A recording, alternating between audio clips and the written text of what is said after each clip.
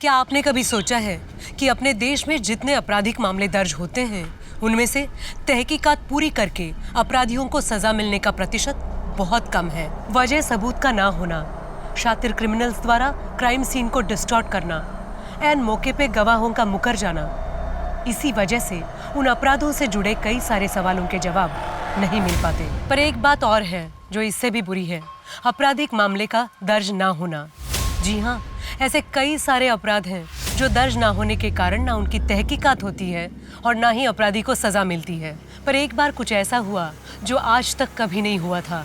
एक बिना दर्ज हुए संगीन अपराध की पुलिस ने तहकीकात भी की और अपराधी को पकड़ भी लिया। नमस्कार, मैं सोनाली कुलकर्णी क्राइम पेट्रोल के स्पेशल सीरीज में आपका स्वागत करती हूँ। सादगी, सच्चाई और समर्पण से रिश्ते मजबूत होते हैं और परिवार सकुशल रहता है।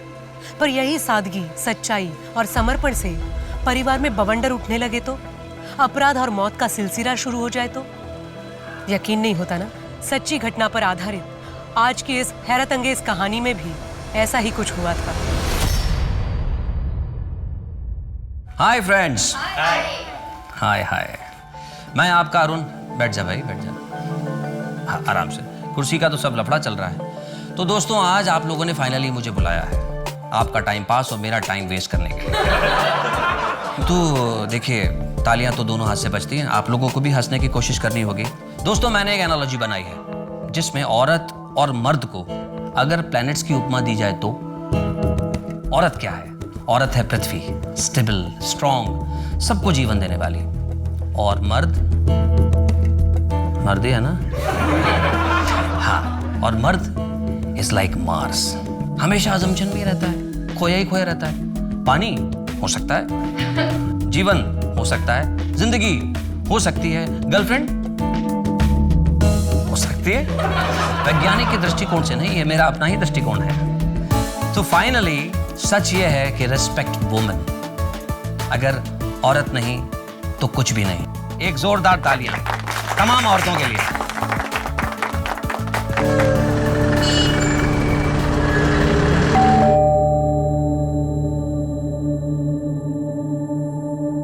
अरे आप यहां से गुजर रहा था तो सोचा आपका हालचाल पूछता चलो। आइए ना।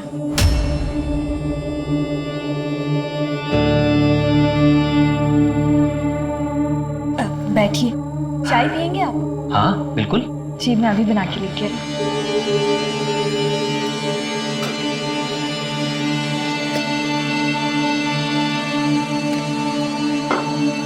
आप बस 2 मिनट रुकिए, मैं अभी आई। फिर से चाय की पत्ती खत्म हो गई? अब मैं बस लेके ही आ रही हूँ। डोंट वरी, चाय की पत्ती के अलावा घर का कुछ जरूरी सामान भी लेके आया। अरे, इन सब की क्या जरूरत थी? देखिए, मैं जानता हूँ किशोर के जाने के बाद आप अपना ख्याल नहीं रखती हैं। जिसके लिए घर बार सजाया था, अब वो ही नहीं रहा तो आपका मूड ठीक करने के लिए ये मास्टर शेफ आज आपके लिए चाय बनाएगा। अरे, आप बस देखते जाओ। लेकिन आप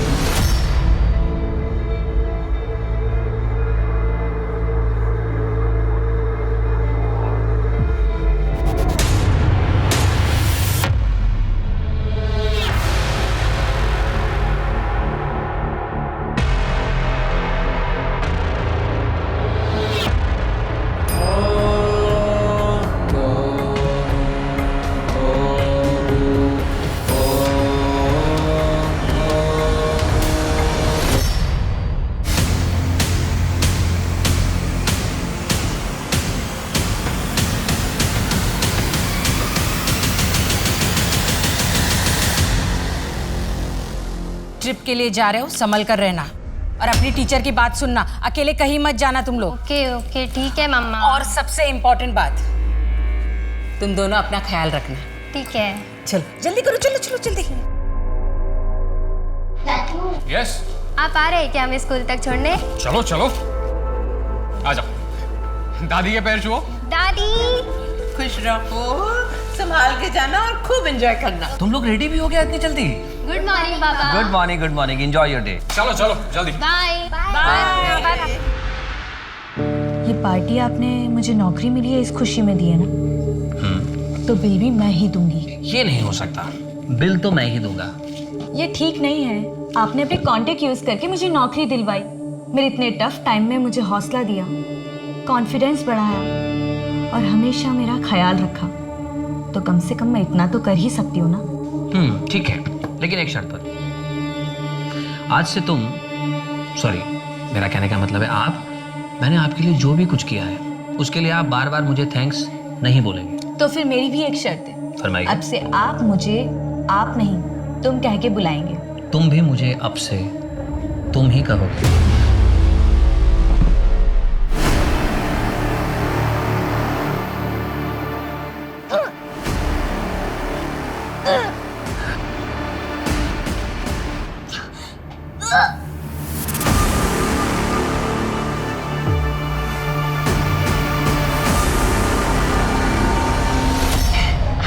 सोनी, अरे क्या हो गया तुझे?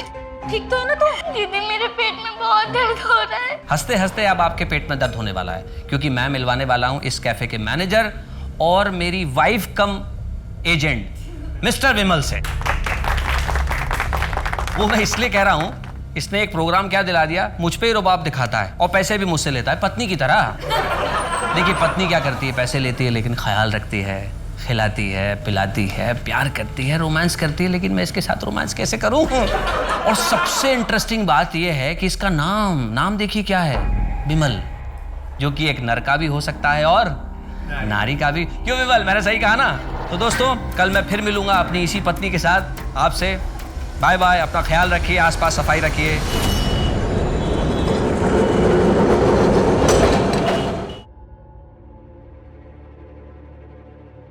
अरे इतनी सुबह सुबह कहाँ जा रहे हैं? बस माँ वो परेशान लग रहे हो, क्या बात है? कुछ नहीं माँ, हाँ प्रसाद दीजिए। ये क्या है तुम्हारे हाथ में? कुछ काम के कागजात है माँ। अरे दादा, आज तो आपको छुट्टी है ना? हाँ, लेकिन एक ज़रूरी काम याद आ गया, इसीलिए बाहर जा रहा हूँ। अच्छा माँ, जाता हूँ। बेटा जाता हूँ नहीं, बोलो आता हूँ। आता हूँ माँ। सुनी, बिना चाय पिए ही चले गए। अरे भाभी, दादा चले गए तो क्या हुआ, मैं हूं ना। और आपने इतने प्यार से चाय बनाई है, वो वेस्ट थोड़ी होने दूंगा। दीजिए।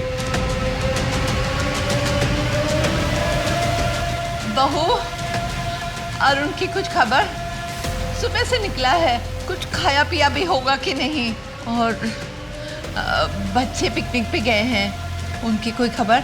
बच्चे ट्रिप में मौज कर रहे हैं, बहुत खुश है वो लोग। मेरी फोन पे बात हुई थी, पर अरुण की। हाँ ठीक है, आपको जैसे ही कुछ पता चले मुझे तुरंत कॉल करो। Okay bye. अरुण की कोई खबर? नहीं माँ, किसी को नहीं पता वो कहाँ है। मैंने सबसे पूछ लिया, समझ में नहीं आ रहा, अपना फोन बंद करके बिना किसी को पता है कहाँ चले गए हैं। एक हंसता खेलता परिवार छोटी छोटी खुशियों को बटोरते अपनी जिंदगी गुजारता है। अरुण का परिवार भी कोई अपवाद नहीं था। सब कुछ ठीक ही लग रहा था कि अचानक अरुण के गायब होने से पूरा परिवार परेशान हो गया। वो समझ ही नहीं पा रहे थे कि ऐसा क्यों हुआ और अब आगे क्या करें। अरुण पे ऐसी क्या बीत रही होगी कि उसे घर बार छोड़ के जाना पड़ा। वो खुद ही कहीं चला गया था या उसके साथ कोई हादसा हुआ था। अनहोनी के संदेह से परिवार के पैरों तले जमीन खिसक गई। 24 घंटों तक इंतजार करने के बाद भी जब अरुण नहीं लौटा तो परिवार पुलिस से मदद मांगने पहुंच गया।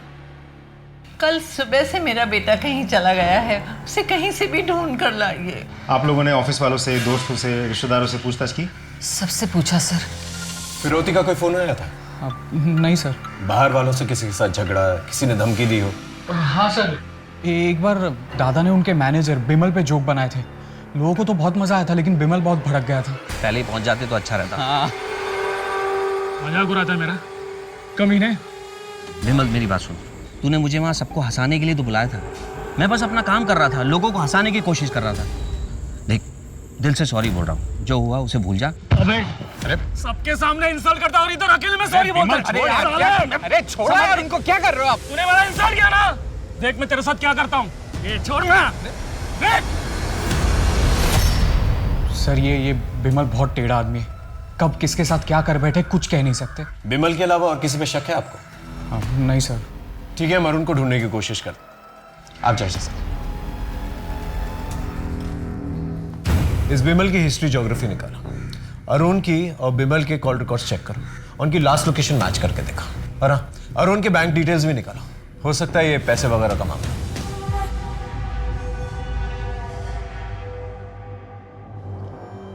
ये घर में ही थी या कहीं बाहर गई थी? घर पर ही थी, पर इसका पेट दर्द से क्या संबंध? डॉक्टर, क्या हुआ? कोई सीरियस बात है क्या? शोनी प्रेग्नेंट है। सर अरुण के कॉल रिकॉर्ड्स मैंने बहुत अच्छे से स्टडी किया। अरुण के कॉल रिकॉर्ड्स के हिसाब से अरुण और जैस्मिन के बीच दिन में कम से कम 5 से 6 बार बात होती थी, और बातें बहुत लंबे लंबे होती थी सर। ये जैस्मिन कौन? सर अरुण के दोस्त की वाइफ। कुछ ही महीनों पहले उसकी दोस्त की मौत हो गई, और अगले ही हफ्ते से उन दोनों में बातचीत शुरू हो गई थी सर। अरुण के बैंक डिटेल्स हैं? हाँ सर, ये देखिए। लेकिन बैंक स्टेटमेंट से एक इंटरेस्टिंग बात पता चली है सर। जैस्मिन से मिलते हैं सर।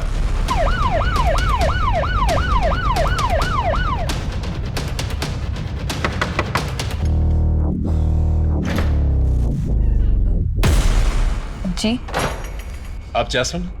जी आपको तो पता ही है कि अरुण लापता। कुछ आइडिया हो कहाँ होगा? नहीं सर। फोन पे बातचीत होती थी आप लोगों की? नहीं सर, सिर्फ 1-2 बार ही हुई होगी। और पैसों का लेन देन? मैं उनसे पैसे क्यों लूंगी सर? यह है अरुण के कॉल रिकॉर्ड्स।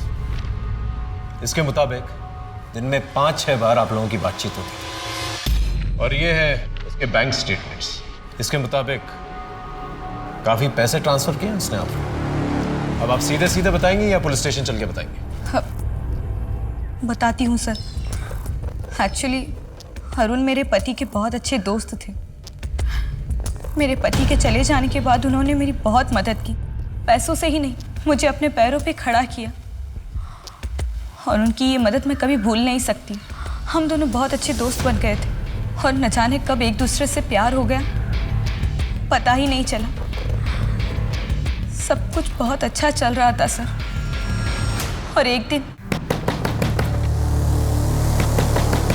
इस वक्त कौन आया हुआ है? मैं देखती हूँ।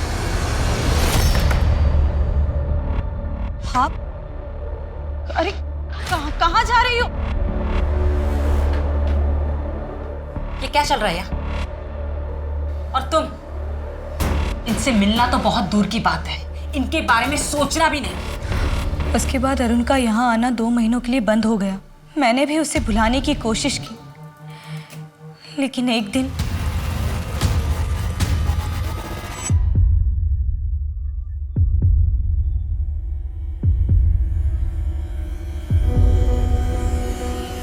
कितने दिनों बाद आए हो? कैसे है? नहीं, मैं तुम्हारे झांसे में नहीं आने वाला। तुम भी तो धोखेबाज हो सकती हो शीतल की तरह। जैसे उसने मेरी आधी जिंदगी बर्बाद कर दी, आधी जिंदगी तुम बर्बाद करोगी। क्या हुआ है अरुण? क्यों इतने परेशान हो? अरुण और शीतल के बीच में कुछ तो हुआ था, जिससे वो बहुत परेशान रहने लगे थे। मैंने इसे जानने की कोशिश की, लेकिन उन्होंने मुझे इस बारे में कुछ भी नहीं बताया, और कभी इस बारे में बात भी नहीं की। वो हर वक्त उदास रहने लगे, हर वक्त परेशान रहा करते थे, और मुझसे जब रहा नहीं गया तो मैंने जिद करके उनसे आखिर पूछ ही लिया। लेकिन उन्होंने मुझसे कहा कि वो बात बताने से अच्छा है कि वो मर जाए। और उसके बाद मेरी कभी हिम्मत ही नहीं हुई कि मैं उनसे उस बारे में कभी बात करूं। लेकिन सर, वो जो भी बात थी वो उन्हें अंदर ही अंदर खाए जा रही थी। भरा पूरा परिवार था हमारा। तीज त्योहार, खाना पीना, दोस्त रिश्तेदार, हंसी ठहाका। फिर अचानक सब बदल गया। शीतल और अरुण के बीच में पता नहीं ऐसा क्या हो गया कि वो एक दूसरे से नफरत करने लगे। उनके बीच में झगड़े होने लगे। मैंने बीच बचाव करने की बहुत कोशिश की, लेकिन झगड़े की जो वजह थी मुझे नहीं पता चली। और फिर बात बढ़ते बढ़ते यहाँ तक पहुँच गई कि एक दिन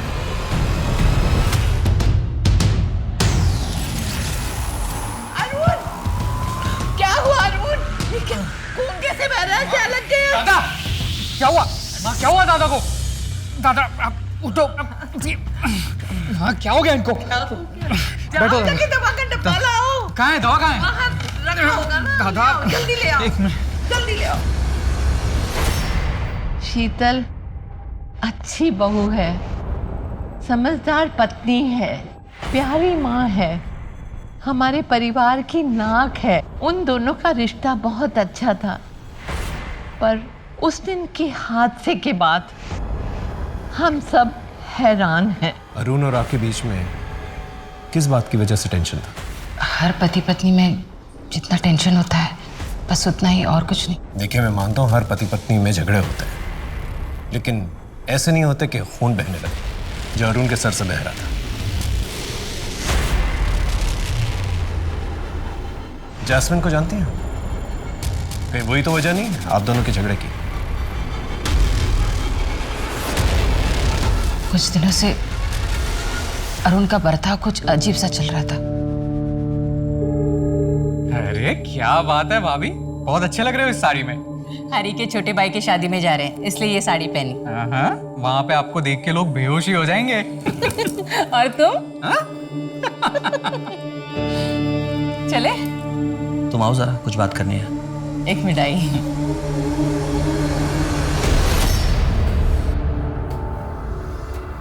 ये कैसा ब्लाउज पहना हुआ है तुमने? विदाउट स्लीव्स है, मुझ पर बहुत जच रहा है ना। नहीं, चेंज करो इसे अभी। मेरा कहने का मतलब है कोई सादा सा पहन लो, लॉन्ग स्लीव्स का ब्लाउज पहन लो। पहले अरुण को मेरी हर एक बात बहुत अच्छी लगती थी, फिर उसे धीरे धीरे मेरी बात उसे खटकने लगी। वजह? पता नहीं। कहीं अरुण को आप पर शक तो नहीं था? पता नहीं सा। शीतल के बिहेवियर से तो लग रहा है जैसे अरुण को उस पर शक था। हो सकता है अरुण की गुमशुदगी में शीतल का हाथ हो। ये भी हो सकता है कि शीतल का कोई अफेयर चल रहा हो, लेकिन किससे? क्या लगता है सर? अखिल से? हो सकता है। अगर शीतल और अखिल का अफेयर चल रहा था तो कॉल रिकॉर्ड से तो पता नहीं चलेगा, क्योंकि दोनों साथ में रहते थे। पड़ोसियों से पता करो। अगर बाकी में दोनों का अफेयर चल रहा था तो एक पुख्ता वजह हो सकती है जहां पर दोनों ने मिलकर अरुण को गायब किया। सर सोनी, तुम कुछ तो याद होगा ना? तुम किससे मिली थी? किसी ने कुछ खिलाया था या किसी ने कुछ किया तुम्हारे साथ? मुझे कुछ भी याद नहीं आ रहा दीदी। पेट में अचानक से दर्द होता है, बहुत भूख लगती है बार बार। क्या हुआ है दीदी मुझे? दीदी कल मैं स्कूल जाऊंगी ना? हेलो, क्या? ठीक है, हम अभी पहुंचते हैं। चल सर।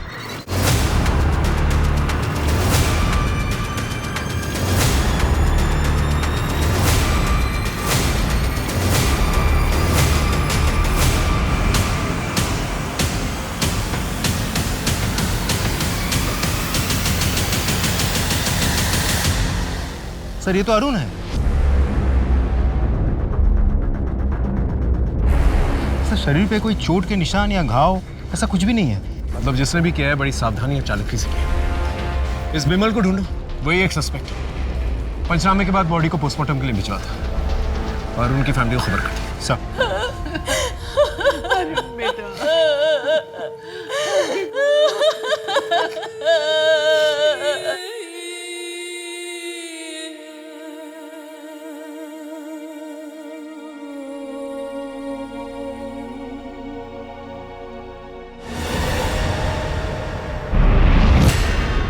सर विमल का पता चल गया। कहाँ पर है? एक लॉज में छिपा बैठा है। लेकर आओ। तूने ही अरुण को मारा ना? मैंने अरुण को नहीं मारा सर। उसने तेरा मजाक उड़ाया था, तूने उस पर हाथ उठाया और मौका मिलते ही तूने उसका मर्डर भी कर दिया। मैं उस झगड़े को कब का भूल गया हूँ सर। तो फिर शहर छोड़ के क्यों भागा था? लॉज में क्यों छुपा हुआ था? सर मैं कर्जे में डूबा हुआ हूँ, साहूकार मुझे ढूंढ रहे थे, इसीलिए घर छोड़ के यहाँ लॉज में रह रहा हूँ। सारे मोटिव्स तेरे पास ही हैं अरुण को मारने के लिए, और कोई नहीं मारना चाहता था उसे? है सर। कौन? अरुण की बीवी शीतल। क्या? हाँ सर। वो अरुण को क्यों मरना चाहेगी?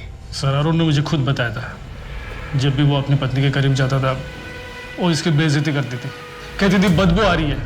सर यहाँ तक कि वो उल्टी भी कर देती थी। सर विमल ने शीतल के बारे में जो कुछ भी कहा, शीतल ने या अरुण की माँ ने कभी भी ऐसा कुछ नहीं बताया हमें। एक पत्नी अपने पति को इसलिए मार देती है क्योंकि उससे बदबू आती है। ये बात कुछ हजम नहीं हो रही। जरूर कोई और वजह है जो घर वाले भी हमसे छुपा रहे हैं। ये शीतल और अखिल के रिलेशनशिप के बारे में कुछ पता चला? इसे पता लगाने की कोशिश कर रहे हैं, थोड़ा सा समय लगेगा।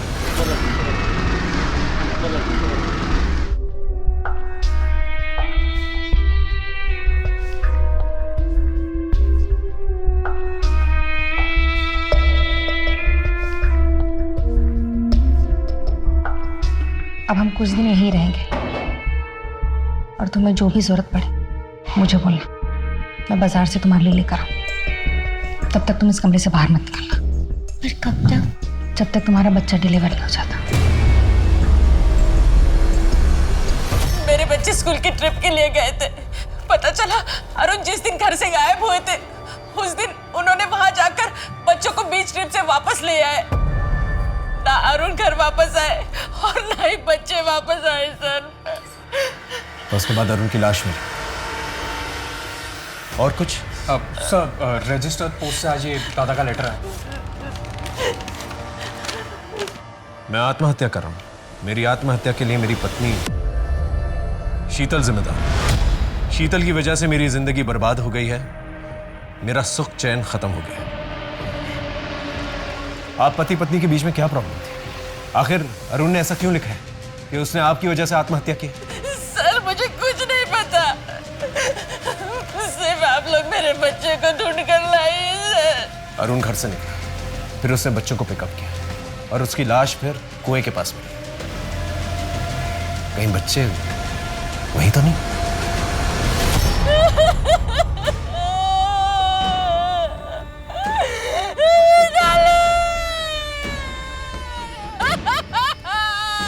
प्लीज हम आपका दुख समझते हैं, ठीक है? हमें अपनी कार्रवाई करनी है। प्लीज प्लीज संभालिए अपने आप।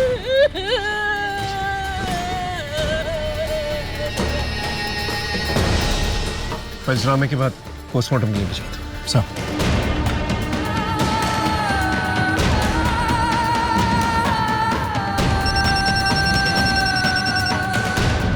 हाँ बोलो। क्या? भाभी प्लीज दरवाजा खोलिए। भाभी दरवाजा खोलो बेटा। सर भाभी ने खुद को कमरे में बंद कर दिया है। देखिए दरवाजा खोलिए प्लीज। दरवाजा खोलो। भाविक सब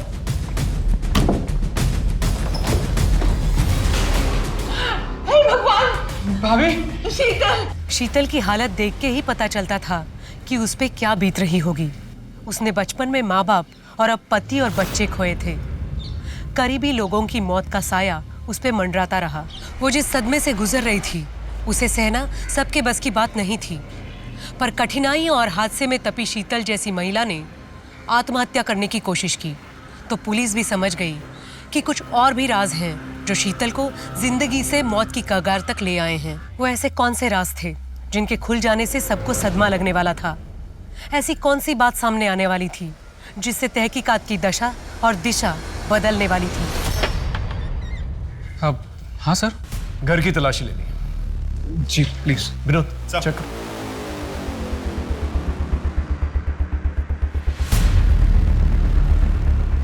सर अंदर अरुण के कमरे के कबर्ड से ही मिला।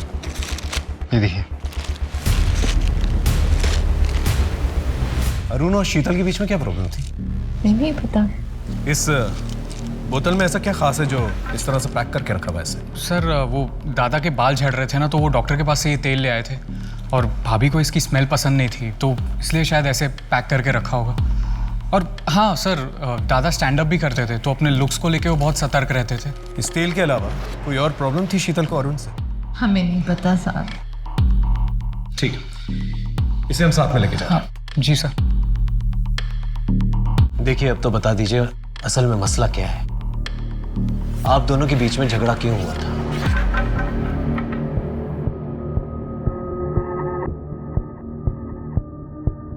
ये तेल हमें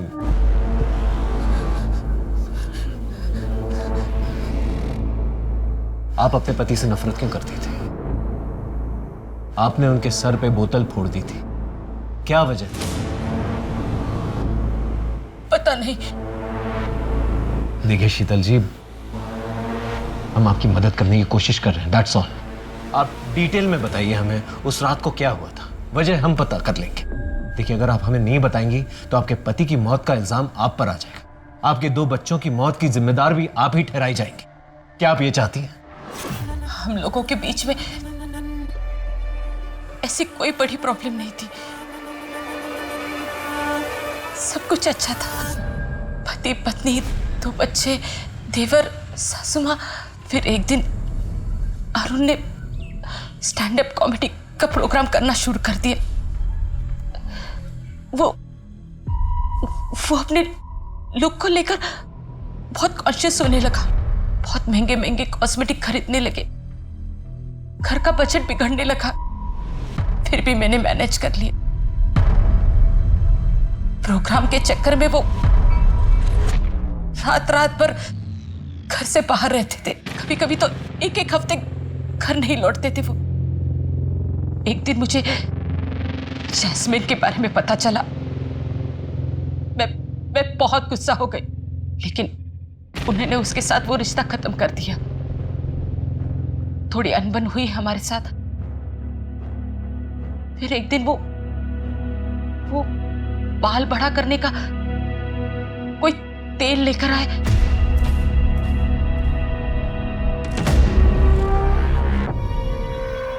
अरुण, कितनी बदबू आ रही है, मत लगाइए ये तेल। मेडिसिन है शीतल, देखना जहां जहां से मेरे बाल झड़ गए ना, सारे के सारे वापस आ जाएंगे। प्लीज मत लगाओ, बहुत गंदी बदबू आ रही है।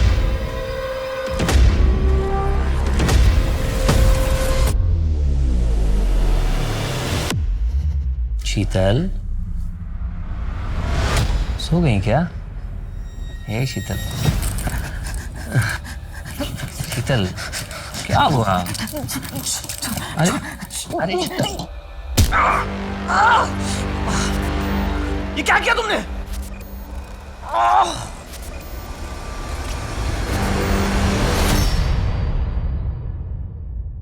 Arun, I am sorry. वो बाय मिस्टेक से मैंने सर पे। I am really sorry Arun, मुझे माफ कर दो। शीतल, आखिर तुम्हें हो क्या गया था? हमारे बीच में ऐसी कोई बात नहीं थी, तुमने अपना आपा खो दिया। सच बताओ, क्या बात है? बोलो। कहीं तुम मुझे गलत ना समझ लो। शीतल, मैं तुम्हें जज नहीं करूंगा, मैं तुम्हें समझने की कोशिश करूंगा। देखो, तुम्हारे मन में जो डर है, जो तकलीफ है, उसे बाहर निकालने में मैं तुम्हारी मदद करूंगा। प्लीज बोलो, क्या बात है?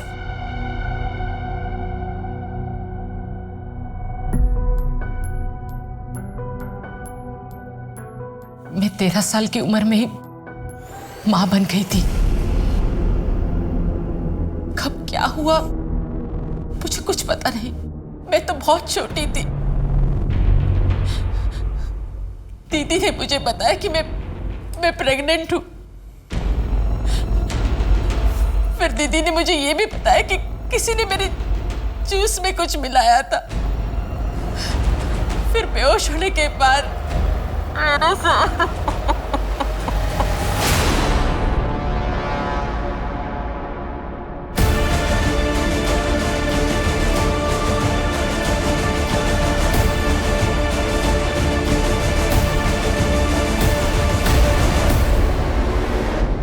पिछले 27 सालों से ये दर्द मैं अपने मन में लिए जी रही हूं। अरुण, आज आपने हौसला दिया तो अरुण, आपने मुझसे वादा किया था कि आप मेरा साथ देंगे। अरुण,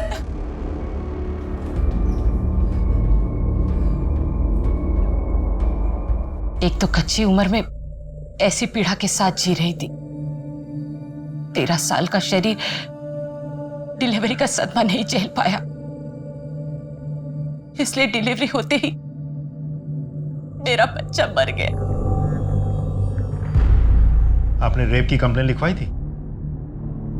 नहीं। क्यों? मैं बहुत छोटी थी। मुझे ये याद ही नहीं आ रहा था कि मेरे साथ ये बार बार कौन कर रहा था। हमेशा मैं नींद में हूं यही लगता था।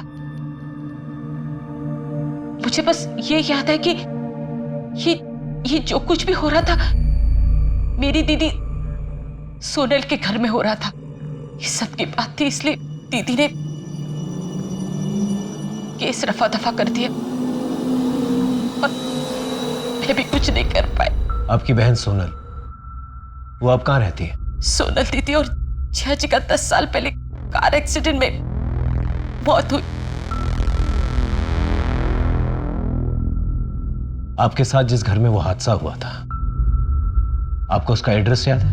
डिटेल में तो नहीं पता, पर बनाटी में एक गार्डन है, उसके सामने विश्वास डेयरी के बाजू में ब्राउन कलर का वो ऐसा आर्क बंगला है। उसी में दीदी और जिया जी रहते हैं और उनके बगल में चैटर्जी और मित्तल जी, वो भी वहीं रहते हैं, दीदी के घर में। शीतल की कहानी सुन के ये केस और भी ज्यादा कॉम्प्लिकेटेड हो गया है। सर, ऐसा भी तो हो सकता है कि बचपन में शीतल पे हुए टॉर्चर की बात सुन के अरुण ने उन लोगों को ढूंढ निकालने की कोशिश की होगी, जिसकी वजह से उन लोगों ने मिलकर अरुण को मार दिया होगा।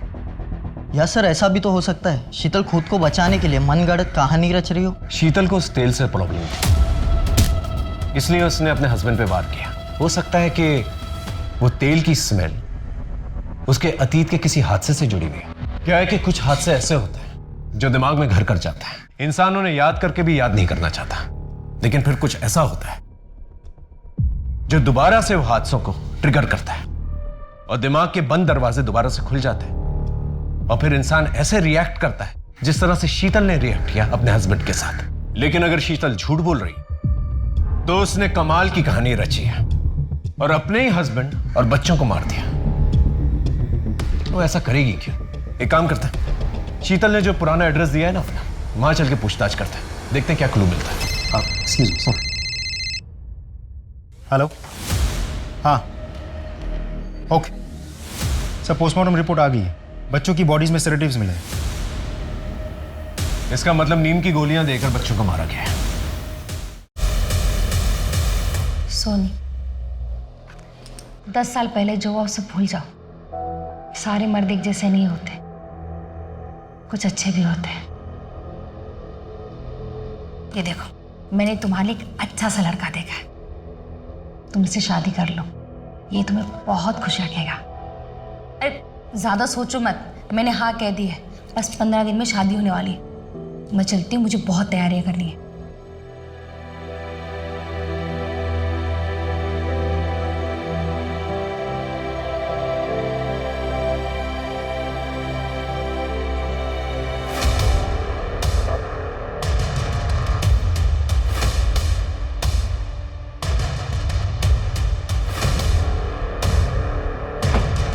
दादा, मुलसिना में विश्वास डेयरीटा कोথায়?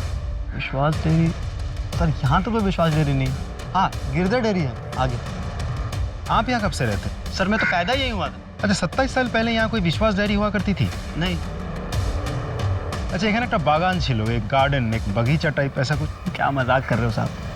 हमारे इस पूरे एरिया के अंदर ना कोई बागान था और ना है। एक आर्च शेप का ब्राउन कलर का बंगलो हुआ करता था, कुछ याद है? साहब हमारे पूरे एरिया के अंदर सिर्फ अपार्टमेंट्स हैं, बंगलो तो नहीं है।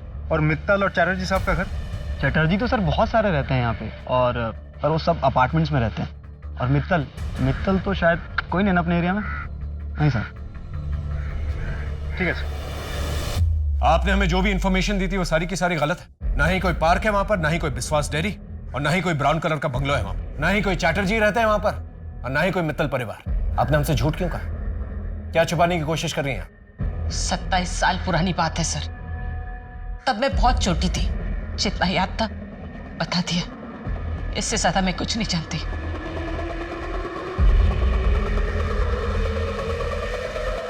सर, ये औरत सिर्फ घुमा फिरा के बात कर रही है, देख लीजिएगा, फिर से कोई नाटक करेगी। इसकी सास से पता करो इसका रिश्ता किसके जरिए आया था, हो सकता है कोई क्लू मिल जाए। Right sir. गिरीश जी कुछ तो याद होगा आपको। शीतल की बहन और मैं हम साथ में काम करते थे। शीतल की बहन की और मेरी कभी ज्यादा बात नहीं होती थी, लेकिन एक दिन अचानक वो जॉब छोड़कर चली गई थी। उसके कई सालों के बाद वो मुझे एक दुकान में मिली थी। तब मेरी उससे कुछ बात हुई थी। तब उसने बताया कि वो शीतल की शादी करने वाली है। मैंने भी उसको बताया कि मेरी नज़र में कुछ लड़के हैं, उनमें से एक लड़के अरुण के साथ उसकी शादी हो गई थी। उसके बाद हमारी मुलाकात नहीं हुई। ये शीतल और उसके पति ये दोनों कहाँ रहते थे? ये दोनों अग्रपाड़ा में रहते थे।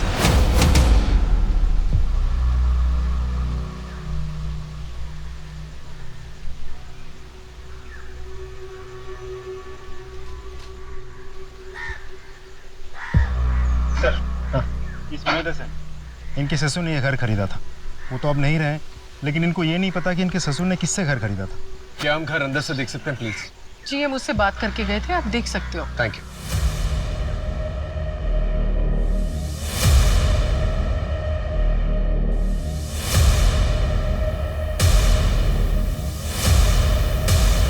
याद आ रहा है घर देख के? हाँ, मैं यहाँ 5 साल रही हूँ।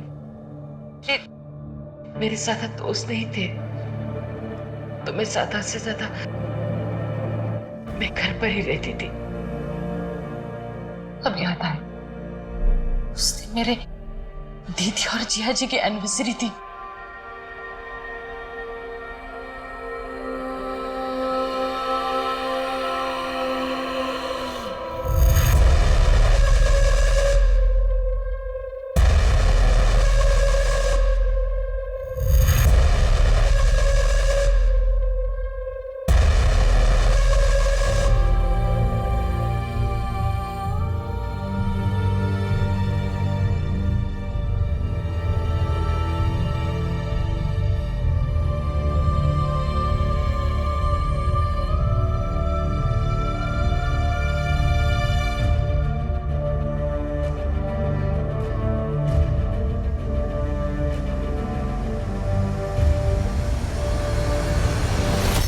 अब मुझे यकीन हो गया कि वाकई शीतल के साथ बचपन में वो अत्याचार हुआ है। सर सिर्फ शीतल के रोने धोने की वजह से हम उसकी बातों पे यकीन कर ले या उसको बेकसूर मान ले, मुझे नहीं लगता ये सही रहेगा।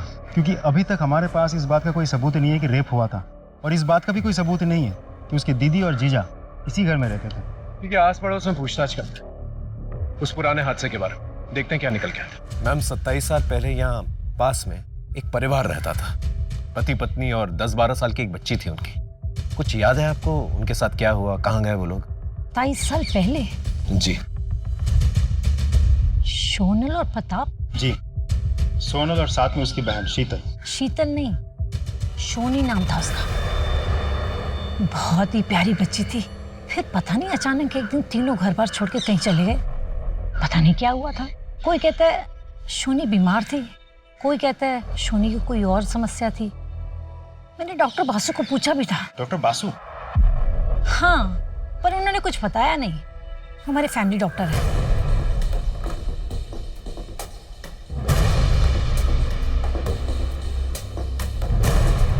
सर मैं आपको थोड़ी देर में फोन करता हूँ। जी हाँ। सोनल और प्रताप के पुराने सामान में से ये फोटो एल्बम मिला है। फोटोज को अच्छी तरह से चेक करो। 27 साल पुरानी बात है, मतलब 1993। हो सकता है कोई क्लू मिल जाए। और सोनल और प्रताप के सोशल अकाउंट्स भी चेक करें। Right sir.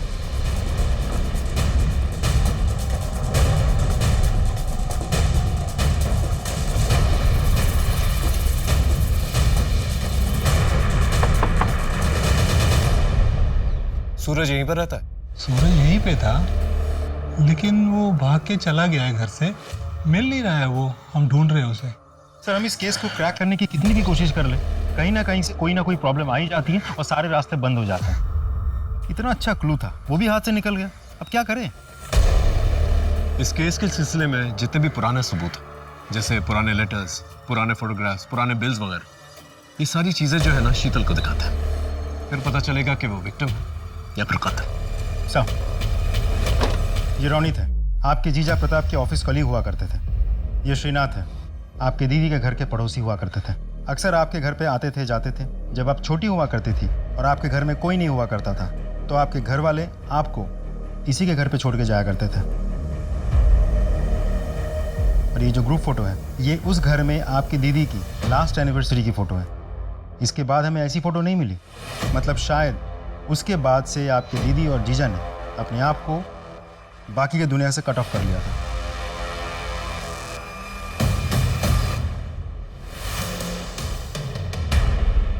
ऐसा क्या था इस फोटोग्राफ के अंदर जिसे देखकर शीतल ने इस तरह से रिएक्ट किया? Sir, sketch artist. हाँ, ये फोटो देख रहे हैं? ये फोटो 27 साल पुरानी है। इस फोटो में जितने भी लोग हैं 27 साल के बाद कैसे दिखेंगे उसका एक स्केच चाहिए, अपने मुताबिक बना के लेंगे।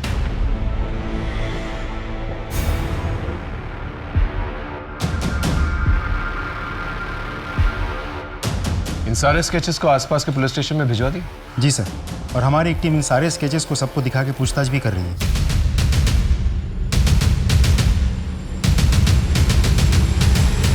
सर, इस फोटो में 2 लोगों की मौत हो गई है। और ये बाकी 3? सर, इनके भी डिटेल्स मिले हैं। ये तीनों प्रताप के दोस्त हुआ करते थे, अक्सर प्रताप के घर जाते थे। 3 में से 2 तो प्रताप के दूर के भाई हैं और एक दोस्त। स्टेज तो सेट, बस सूत्रधार को ढूंढने की जरूरत है। लेकिन सर, ये सूत्रधार है कौन?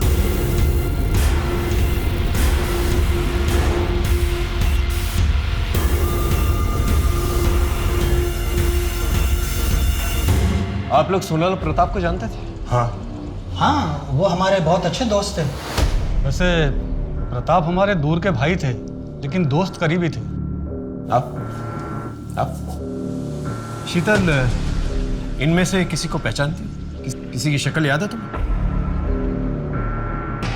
नहीं सर, इनमें से किसी की भी शक्ल मुझे याद नहीं है। ये किस बात की तहकीकात हो रही है? कौन है ये मैडम? जी, ये शीतल है, सोनल की छोटी बहन। उन्हीं के साथ रहती थी। ओ शीतल, हाउ आर यू? कैसी हो? पहचाना? मैं अविनाश। चलो भाई, निकलेंगे अब। जी जी, आप लोग जाइए। हाँ।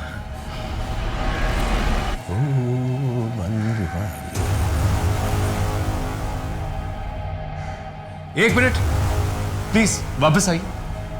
1 मिनट। इस बॉक्स में कुछ कॉस्मेटिक्स हैं। जो भी कॉस्मेटिक्स आप लोग डेली यूज करते हैं उन्हें चूज कर लीजिए।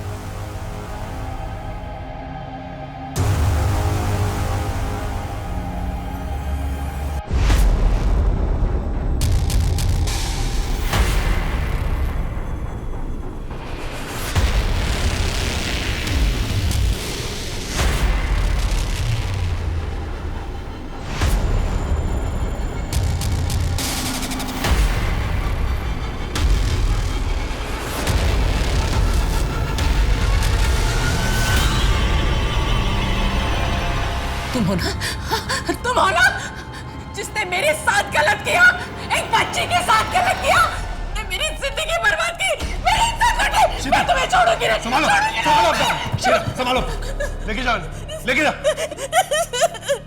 क्या बकवास है ये? कुछ भी अनाप शनाप बोले जा रही है। लगता है इसका माथा फिर गया और साथ में पुलिस भी बावली हो गई है। ना कोई सबूत, ना गवाह। अरे वाह वाह वाह वाह! 27 साल पहले की मनगढ़ंत कहानी गढ़ करके तुम मेरी बदनामी कर रहे हो। मनगढ़ंत कहानी है या सच, वो तो हम पता लगा ही लेंगे।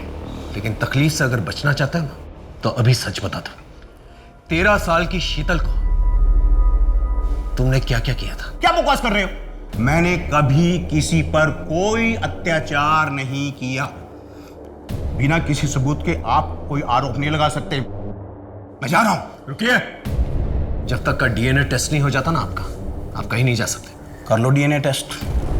मैच किससे करोगे? ये सूरज, जब शीतल 13 साल की थी उसका एक बच्चा पैदा हुआ था। वो मरा नहीं था, जिंदा है। वही ये बच्चा है। अब जब तक डीएनए टेस्ट नहीं आ जाता, यहीं पर रुको।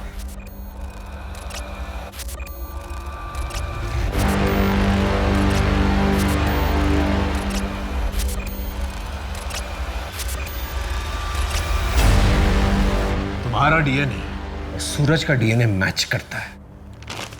अब सीधे से सच बोलेगा या मार खा के बोलेगा? बोल।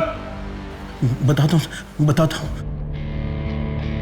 ये हैप्पी एनिवर्सरी।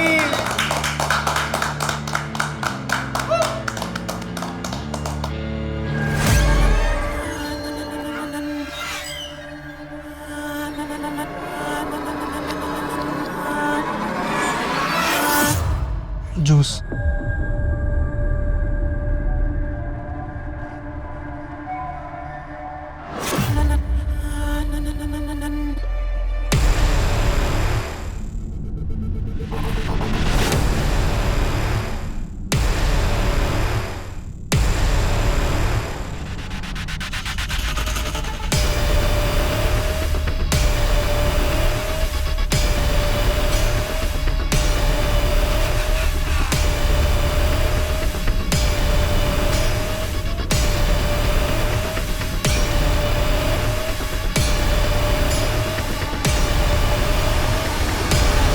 सर, मुझे उसकी लत पड़ गई थी, इसलिए मुझे जब भी मौका मिला तो सोहम के साथ मिलकर शीतल से प्यार किया।